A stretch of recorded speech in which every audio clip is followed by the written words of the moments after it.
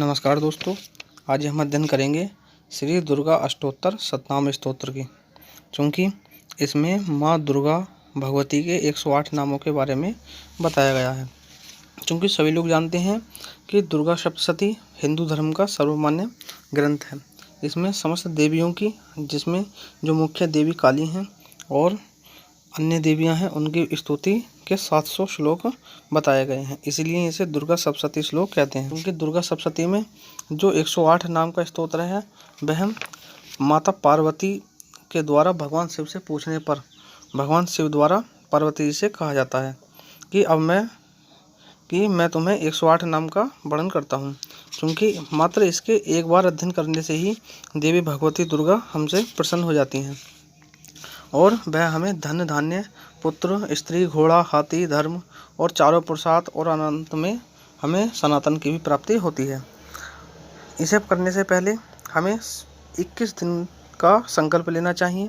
यह संकल्प हम किसी भी मंदिर में जाकर ले सकते हैं और प्रतिदिन इस मंत्र का 21 बार हमें जाप करना है। समय जो रहेगा वह रात के 10 बजे के बाद कोई सा भी हम समय ले सकते हैं। 21 दिन का पाठ करने के बाद हमें कुमारी का पूजन अर्थात 8 या 9 कन्याएं हमें उन्हें खाना वगैरह खिला देना है। और जो ऐसा करता है उसे सब श्रेष्ठ देवताओं की भी सिद्धि हमें प्राप्त हो जाती है। इस साधन काल में हमें अनेक प्रकार के अनुभव भी होते हैं। उन अनुभव से हमें कभी भी घबराना नहीं चाहिए। इस प्रकार करने से हमें सभी प्रकार की सिद्धियां आदि धारण हो जाती हैं।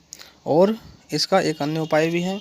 क्योंकि इस मंत्र को प्रतिदिन 21 बार जप कर 21 दिन तक, यदि इसे एक कागज़ पर 21वें दिन लिखकर इस यंत्र को यदि हम गले में धारण करते हैं तो हम सभी प्रकार की समस्याओं जैसे नौकरी, बेरोजगारी आदि से भी हम दूर हो जाते हैं। यह भी कहा जाता है कि भौमती अमावस्या की आधी रात में जब चंद्रमा शतभिषा नक्षत्र पर होता है तो उस समय जो इस स्तोत्र को मात्र एक बार लिखकर इसका पाठ करता है, वह बहुत ही संपत्तिशाली हो जाता है। सिर्फ इसके एक ही उपाय नहीं, इसके अनेक उपाय हैं और कुछ लोगों के द्वारा इसे अनुभव भी किया गया है। इसलिए इस साधना को हमेशा हमें करना चाहिए। इससे माँ भगवती की हमें कृपा प्राप्त होती है और हमारे सारे दुख दर्द दूर हो जाते हैं।